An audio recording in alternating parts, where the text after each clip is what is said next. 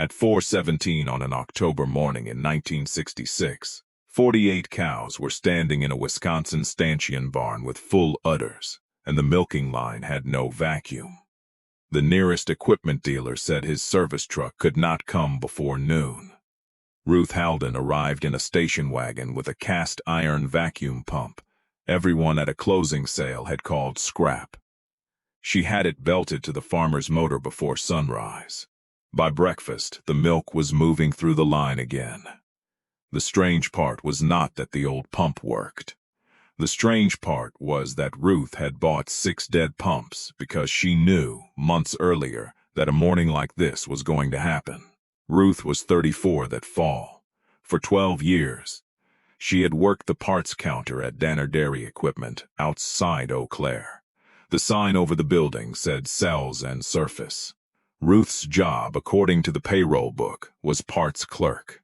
But a parts counter in a farm equipment shop is a listening post. Farmers came through the door with broken belts, burned bearings, cracked hoses, bent brackets, and descriptions that were never quite mechanical enough to be useful. It pulls weak when the line is full. It squeals after 10 minutes. It works until the 3rd unit goes on.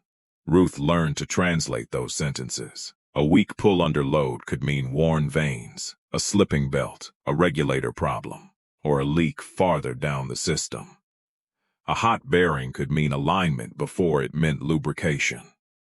A pump that made vacuum with nothing connected might still fail the moment a real milking line asked it to move enough air. She did not learn that from one teacher. She learned it from 12 years of returned parts, service tickets, warranty claims, parts diagrams, and the service bulletins the mechanics left folded beside the coffee pot. After closing, she sometimes stayed 20 minutes longer and read them before turning off the lights. The mechanics knew she could identify nearly every part on the shelves without opening the catalog. What they did not know, because they had never asked, was that she had begun copying failure notes into a school notebook at home.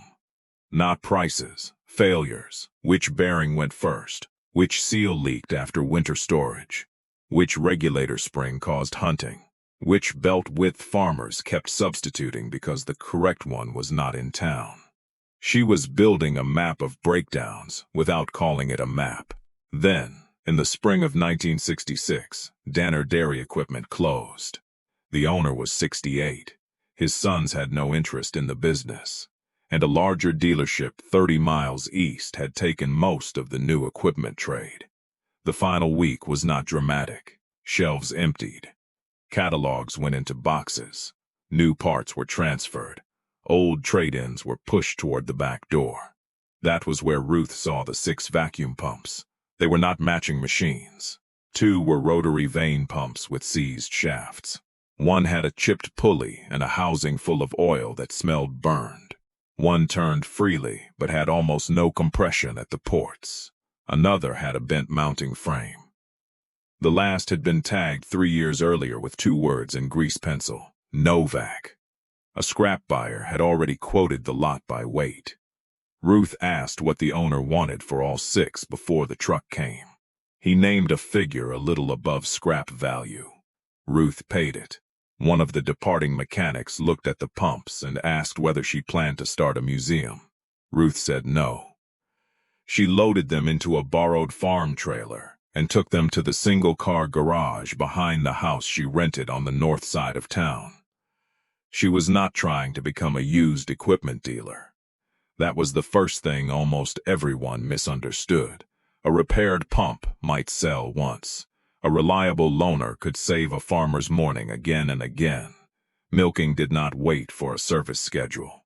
Cows still had to be milked when a bearing failed at 4 in the morning, when a belt shredded on Sunday, or when a regulator stuck during a snowstorm. The nearest dealer had good mechanics. What it did not have was enough trucks to be everywhere at once. Ruth believed the gap was not repair skill alone. It was downtime. If she could keep a farm running while the broken unit was on her bench, she would not need to beat the dealerships at selling equipment. She only had to solve the hours they could not reach. That idea sounded simple in her kitchen. In the garage, the first pump nearly killed it. Ruth stripped the smallest rotary vane unit, cleaned the oil passages, replaced the bearings, dressed the pulley, and fitted a new set of vanes from old dealer stock she had bought with the pumps. On the bench, it made vacuum. She watched the gauge climb and thought she had her first loner. Then she opened a bleed valve to imitate a working milking line. The needle fell. Not slowly. It dropped hard. The pump could make vacuum in a closed pipe. It could not move enough air under load. Ruth shut it down. She took it apart again. The housing had wear she had missed because she had been looking for a broken part instead of lost clearance. The vanes were new, the bearings were new, and the machine was still not good enough. That failure cost her 3 evenings. It also changed the entire plan. She stopped asking, "Does the pump run?" She started asking, "What can the pump hold when the system asks something from it?" Over the next 2 weeks, Ruth built a crude load stand from pipe fittings, a vacuum gauge, a regulator, several controlled bleed points, and a belt-driven electric motor on an adjustable base. It was not elegant, it was useful. She also discovered that capacity was not the only thing that mattered. A pump could be made to look stronger by spinning it faster, but speed created heat, belt wear, and another way to turn a temporary fix into a second failure. So Ruth began recording pulley combinations and motor speeds with the test results. If a loaner needed to be driven beyond the range she trusted, she did not send it. That rule cost her one of the 6 pumps. She could make it pull harder on the stand, but not without running it hotter than she was willing to leave in somebody else's barn. She marked it for parts and moved on. Every rebuilt pump had to hold steady vacuum through several stages of artificial leakage before Ruth would call it serviceable. She wrote the results on index cards and wired each card to the machine's frame. Pump 2 passed after a new shaft seal and careful alignment.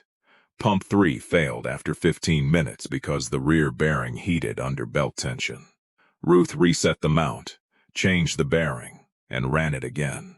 Pump 4 had enough capacity, but its regulator hunted so badly that the gauge pulsed. She rebuilt the regulator before she trusted the pump. The bent frame on Pump 5 became a bigger problem than the pump itself. Ruth could straighten steel, but she could not make every farm accept the same mounting pattern. So she changed the frame. She drilled adjustable slots, built a simple sliding motor plate, and kept several pulley sizes and belt lengths in the station wagon. The loaner did not have to look original. It had to be installed quickly, run safely, and come back out without leaving the farmer with a second problem. By late summer, Ruth had 4 pumps she trusted. 1 she considered parts only, and 1 still waiting for a better housing. She also had a toolbox, a vacuum gauge, spare hose, clamps, belts, fittings, motor capacitors, and a handwritten sheet listing which farms in the area used which basic pump arrangements. She had no storefront. She had no service truck. She had a station wagon that smelled like machine oil and rubber belts. For several weeks, nothing happened. That was the part nobody sees in stories about good ideas. The idea exists. The work is done. The shelves are ready, and the telephone does not ring. Ruth repaired 2 regulators for neighbors and replaced a bearing for a small dairy west of town, but the loaner pump stayed in the garage. Then October came. The call arrived before dawn from a farmer named Carl Jensen. His main pump had begun hammering during the evening milking. He shut it down, checked the belt, and tried it again before morning.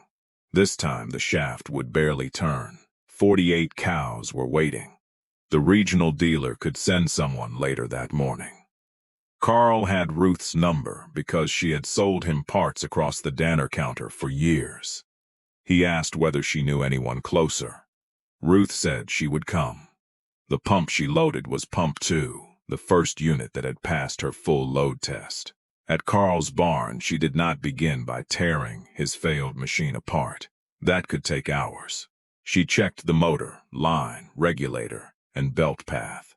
Then she set her loaner on the adjustable base she had built, aligned the pulleys, selected a belt, connected the vacuum line, and brought the system up carefully.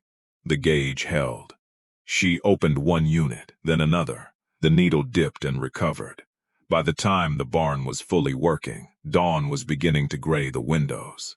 Carl's broken pump went into the back of Ruth's wagon. Her loaner stayed behind. That was the moment the business became real. Not because Ruth had repaired a machine. She had prevented the repair from becoming the farmer's emergency. Carl told another dairyman. That dairyman called 2 weeks later when a regulator failure made his pump surge. Ruth could not fix the regulators safely in the barn, so she installed a loaner, took the damaged assembly home, and repaired it on the bench. A month after that, one of the former Danner mechanics called her about a farm on the edge of his new service territory. His truck was already tied up with a silo unloader breakdown. He did not ask whether Ruth knew how vacuum systems worked. He asked whether she had a pump ready. She did. The work grew, but not in the way people imagine. Ruth did not become rich selling rebuilt iron. She kept most of the pumps. The machines were more valuable moving from barn to barn than they were sitting in someone else's equipment room permanently. Farmers paid for the emergency visit and the repair. The loaner bought Ruth something more important than a one-time sale: time. It gave her time to diagnose the failed unit properly, instead of rushing a patch because 40 cows were waiting behind the wall. That improved the repairs, and better repairs reduced the number of repeat calls. Her notebook changed too. The old pages had listed parts and failures. The new pages included load test readings, belt sizes, regulator behavior, service time, and what the system did after it was returned to work. She was no longer collecting information because she was curious. She was turning it into a method. There were limits. A cracked housing still had to be replaced. Burned motor windings went to a rewind shop. Some old installations had been altered so many times that Ruth refused to connect a loaner until the electrical work was corrected.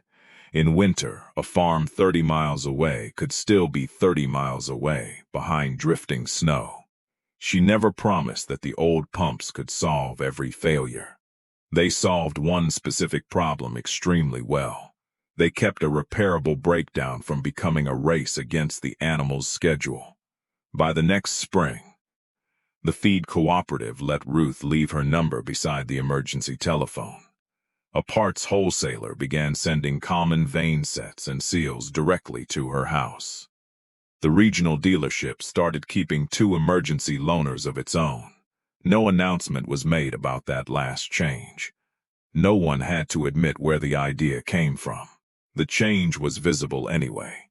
A year earlier, the accepted model had been simple. When a pump failed, the farmer waited for the repair truck. Now there was another question. What keeps the barn running while the repair is being done? Ruth had built her business around that question before the established shops treated it as part of service. The 6 dead pumps had not been a bargain because they were cheap. They had been useful because Ruth understood the cost of the hours between failure and repair. She eventually sold 2 rebuilt units when farms needed permanent replacements. She kept 3 as loaners and used the last one for parts. Pump 2, the machine that had gone to Carl Jensen's barn before sunrise, stayed in the fleet. Through the following year, loading and unloading wore the paint off the edge of its frame. Belts were replaced as needed. Bearings were checked. Vanes were inspected. The brass tag Ruth had wired to it was replaced once when the first one cracked around the hole. But the words stamped into the new tag stayed the same. Loaner. At the end of each job, Ruth brought the pump home, checked the oil, rolled the belt loose so it would not take a set, and put it back on the shelf with that tag facing the garage door.